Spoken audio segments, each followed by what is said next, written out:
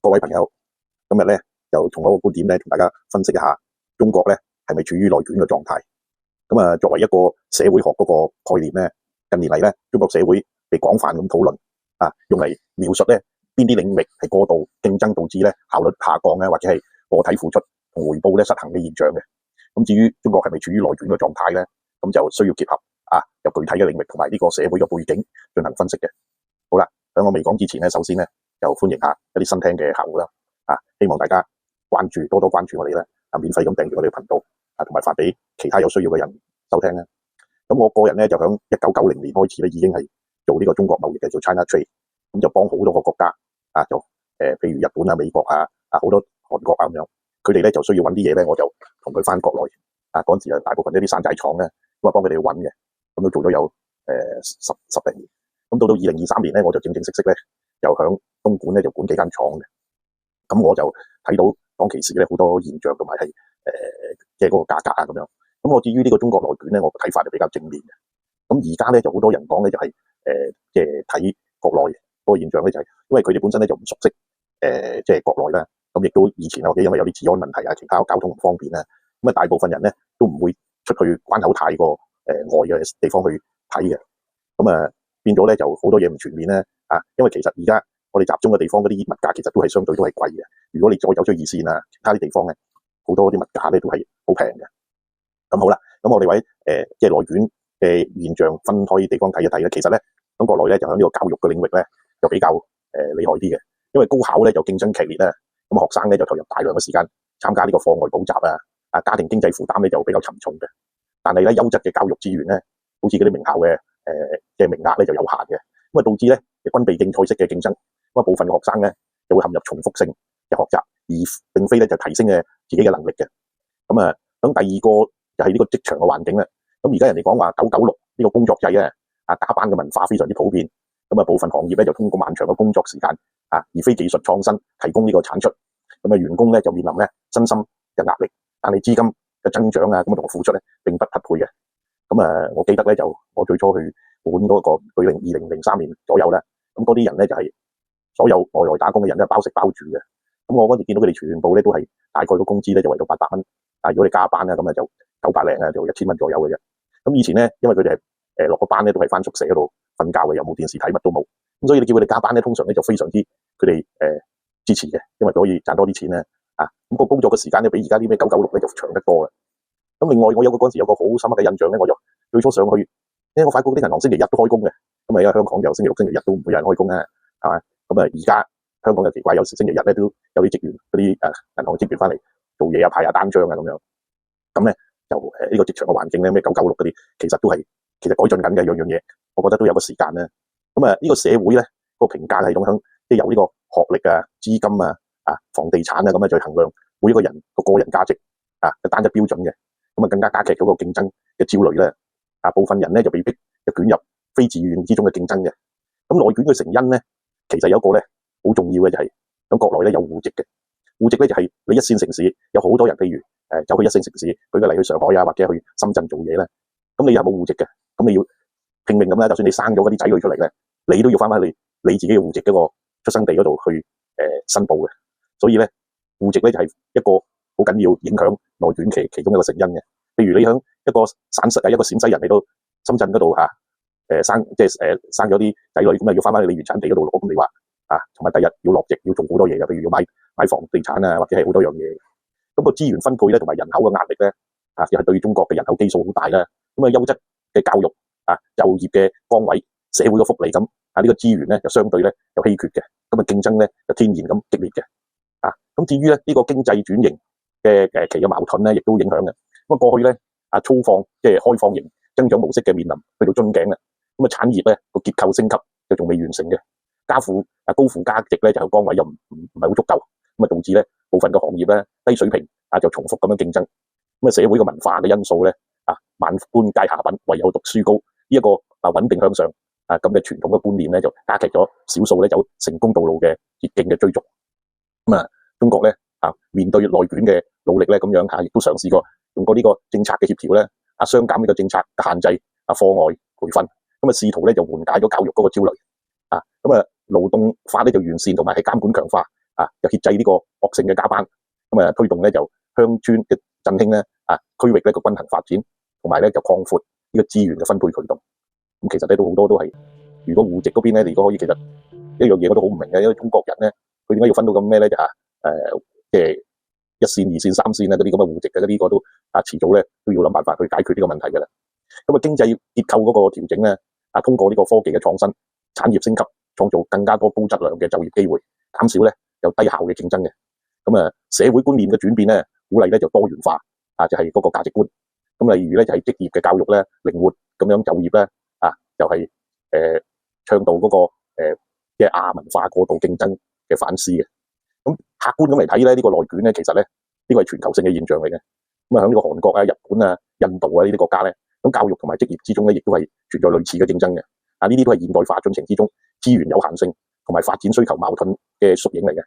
咁階段性嘅特質咧，中國咧仍然處於發展轉型期，部分嘅領域咧內卷咧就係階段性嘅現象嚟嘅。隨住咧政策嘅調整咧，技術進步同埋咧社會觀念咧進步咧，就可以咧就逐步咁樣疏解嘅。咁避免咧就係標籤化啦。內卷咧並非咧就覆蓋所有嘅行業同埋群體嘅。例如咧新興嘅產業咧譬如新能源數字經濟同埋政策扶持嘅行業好似咧就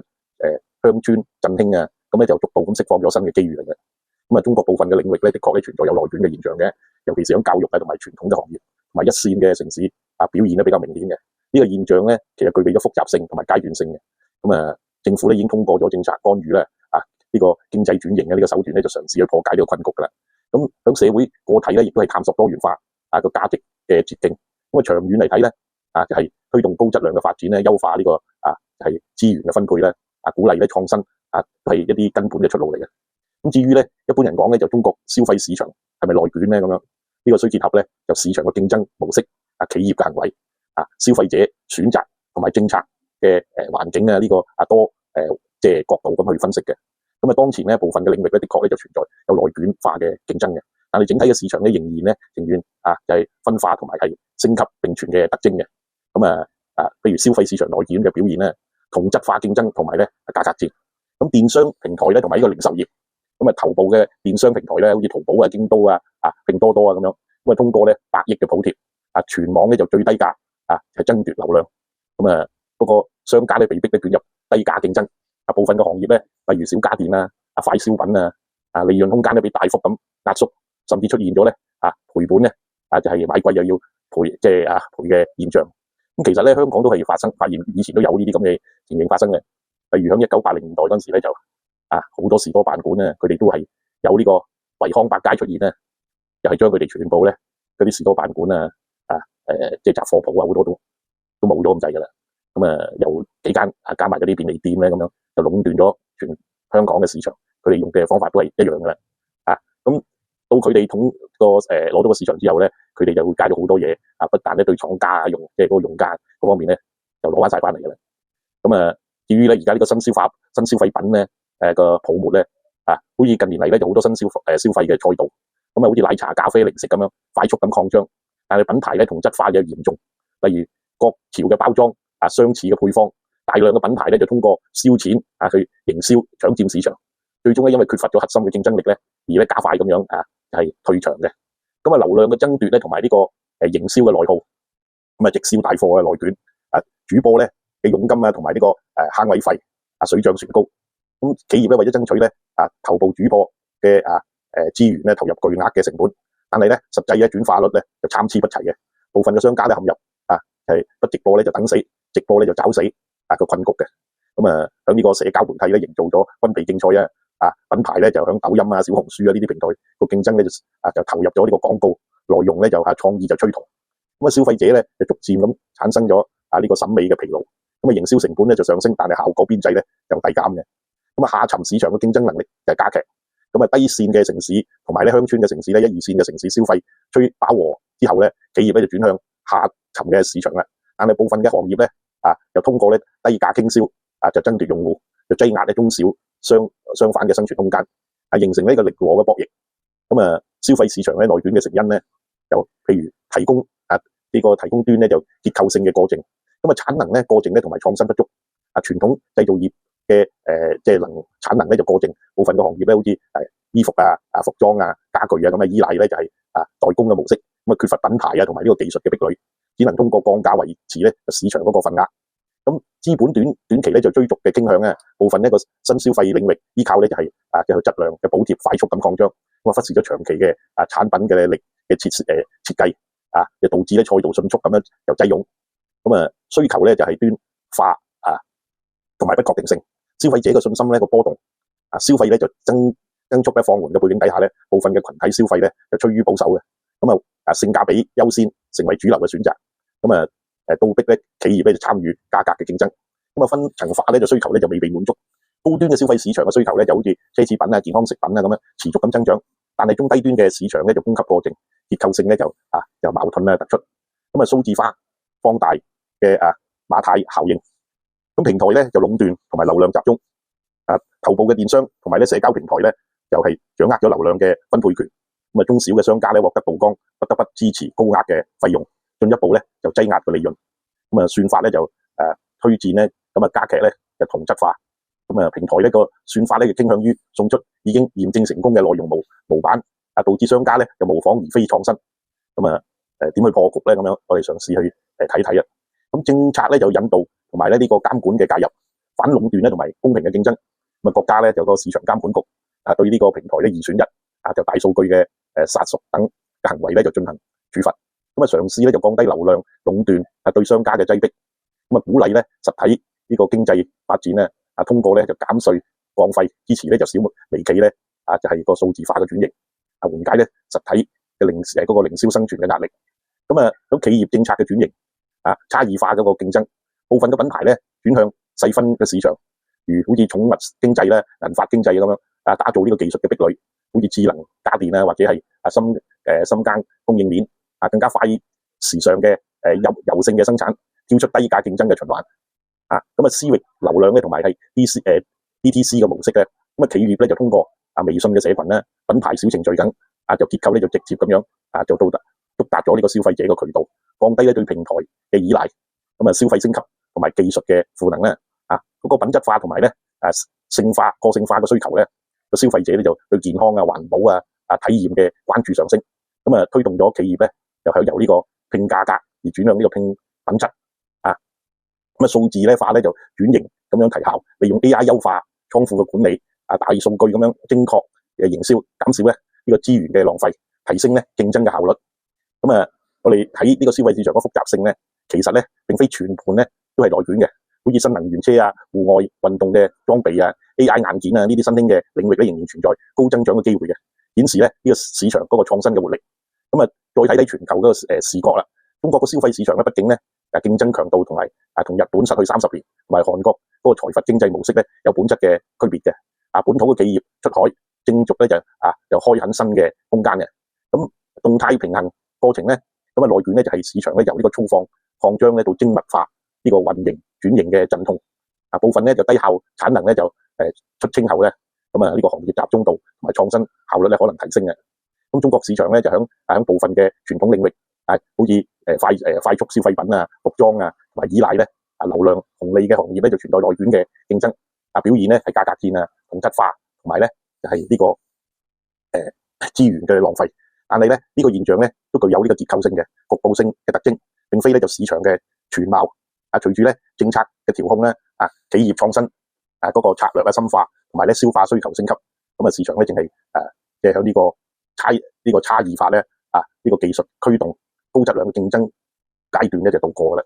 長期嚟睇咧，內卷咧可能咧就係逼一啲企業咧就跳出低水平嘅重複推動呢個消費市場嘅整體升級。物價上漲呢個現象的確咧就係響中國過去20年呢個經濟高速增長同埋社會轉型嘅客觀嘅變化嘅。咁我哋都要響下邊度分析下咧核心嗰個數據相比由2003年同埋到2023年即係20年間咧，即係用一個平均值咧就係全個國家個平均個房價咧，咁2003年嗰陣時咧就非常之平嘅為到咧2350人民幣咧就一個平方米嘅。咁而家咧就去到14000咪10420蚊人民幣一個平方米。咁即係話喺20年間咧呢個房地產咧就增加咗4.4倍嘅。當然啦，好多1、2線城市都有少少唔同啦，呢個係平均價。咁譬如豬肉個價格咧，由12蚊1公斤咧就係升到32蚊一公斤，就係為到2倍7嘅。咁再攞用上海個地鐵飛嗰個價咧，咁2003年嗰時咧就2蚊起步嘅，咁而家咧就升到3蚊至15蚊，咁就升咗1.5至7.5倍咧。咁再睇睇呢個大學嘅學費啦，咁喺2003年嗰時咧就係4000至6000蚊一年，咁去到而家20年後咧就8000到3萬蚊一年，咁增加咗2倍半嘅。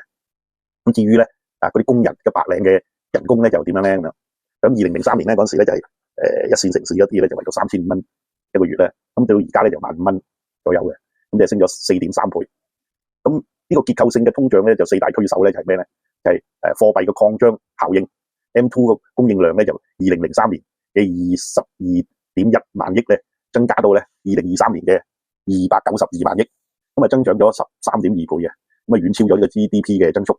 尤其是咧，就喺2009年4萬億嘅計劃之後咧，個基建同埋房地產咧就成為主要嘅貨幣嘅儲水池。咁要素價格嘅市場化咧，咁土地咧就招拍個制度，2004年就推出咗用地嘅成本勞動力嘅成本上升，咁製造業小時嘅工資咧就由4蚊咧就增加到30蚊。咁環境成本嘅內部化咧，就排污費嘅標準咧就提升咗15倍嘅。咁消費升級就係即係由呢個31.7% 降至到28.4%。咁服務消費咧就亦都由呢個34% 咧就升到去53%。咁至於教育啊、醫療啊、文旅啊，咁呢啲非實質嘅即係個消費價格咧，就隔年咧年均咧就上漲咗5.2%嘅，就5.2%啊。咁資產咧個價格咧就係即係由房地產咧作為最大宗嘅消費品，咁北上廣深咧呢個房價咧20年咧就升咗15至20倍嘅。咁通過呢個租金啊、商鋪嘅成本啊、員工嘅居住成本等，就導致咧就係呢個物價嘅。咁亦都係呢個區域化咁嚟睇啊。咁一線城市咧就係個綜合物價咧係420蚊至到480蚊嘅。咁居住成本咧為咗40%。咁新嘅一線城市咧就由呢個350至400蚊呢個價錢。咁呢個商業服務價格咧就係快速咁接軌咁去一線嘅。咁至於3、4線城市咧嗰個物化綜合嘅指數咧就280至330蚊。咁基礎消費個漲幅咧就平緩嘅。咁至於縣域嘅經濟體咧都仲係得220至260蚊嘅。咁農產品就自給率咧就即係呢個緩衝咗個物價嘅壓力。咁至於購買力嗰個補償機制，咁工資增長嗰個機制咧，咁製造業咧平均個工資咧就增長咗係8.6倍嘅。咁喺2003年嗰時咧即係每年咧就11001蚊，就升到咧2022年嘅94783蚊嘅。咁互聯網行業嘅嗰個資金增長咗15倍嘅。咁2003年嗰時嘅程式員咧嘅月薪咧就有3000蚊，升到去2003年咧就係45000蚊。咁生產效率嘅提升，咁智能嘅手機價格下降咗90% 嘅。2003年嗰時咧一個摩托羅拉個 V70 嘅售價咧就5000蚊，相比於2023年紅米嘅 Note 12咧嘅12倍嘅購買力。咁家電咧嗰個效能嘅比又提升嘅。一匹嘅空調價格咧就冇變到，咁能效咧就提供咗有60%嘅。咁數字經營數字經濟咧就嗰個效應啦。咁電商渠道咧就節省咗15至到30嘅流通成本嘅。咁社區團購咧就新鮮嘅價格咧就比傳統嘅個蔬菜咧就低20%嘅。咁跨國咧就係比較下嗰個睇咧。咁譬如呢個中國啊、美國啊、日本啊、印度咁樣。咁喺2003年至到2023年咧累積嗰個通脹咧，咁中國咧就係215%，咁美國咧就呢20年咧就係只係增長咗63%嘅啫，日本咧就8個，印度380%，咁而工資嗰個增幅咧，中國咧就增加咗680%，美國咧就只係82%，而日本咧仲倒退咗3%嘅負3咧，而印度咧個增速咧亦都係比中國少嘅，得420%嘅。咁喺房價嘅增長啊，我哋都睇一睇咧，中國咧就增加咗440%，咁美國咧只係增加咗180%，而日本咧就倒退咗12%，而印度嘅最勁就升咗900%。咁有咩特殊原因咧？咁樣中國咧就快速咁樣城鎮化咧，加呢個產業升級。美國咧就次按嘅危機後量化寬鬆日本咧就係通縮常態化。咁印度咧基礎嘅物質就短缺，土地嘅私有化。咁未來嗰個趨勢預測咧就係點樣咧？咁基礎嘅消費品咧受惠於農業嘅現代化，食品類嘅價格嘅漲幅咧將維持響3至5%一年嘅。咁居住嘅成本咧，因為保障性嘅住房嘅政策落地之後咧，租金咧就增速咧就有望回落至到CPI 加1%嘅水平。咁服務嗰個價格啦，老齡化加速就將推動咧老人嘅醫療價格保持每一年咧就有6至8%嘅增加嘅。咁啊數字虛擬消費咧響元宇宙呢啲新形態可能咧就重構呢個價格嘅體系就建議採取嘅3制嘅資產嘅配置。咁譬如1/3咧就揸住係不動產啦，1/3咧就金融嘅資產，咁啊側重於咧就通脹掛鈎嘅債券，咁啊1/3咧就人力嘅資源嘅投資，同時咧就關注政府嘅物價個價格調整嘅機制。咁好似2003年咧，實際上咧就重要嘅民生商品嘅價格調控預案，咁合理咁利用社保公積金呢啲咁嘅對沖工具，將呢個結構性嘅通脹本質上咧就係經濟嘅躍遷嘅成本支付亦都係創造咗新財富嘅分配窗口。咁好啦，今日咧就同大家咧就好詳細咁講咗我自己對呢個中國係咪內卷咧，亦都分咗好多個類別咧同大家分析咧，亦都將過去嗰20年咧或者係即係我睇到嘅嘢咧同大家分析咗，希望大家中意啦，希望關注我哋就係免費訂閱我哋咧，俾其他啲人，好多謝大家，下次見。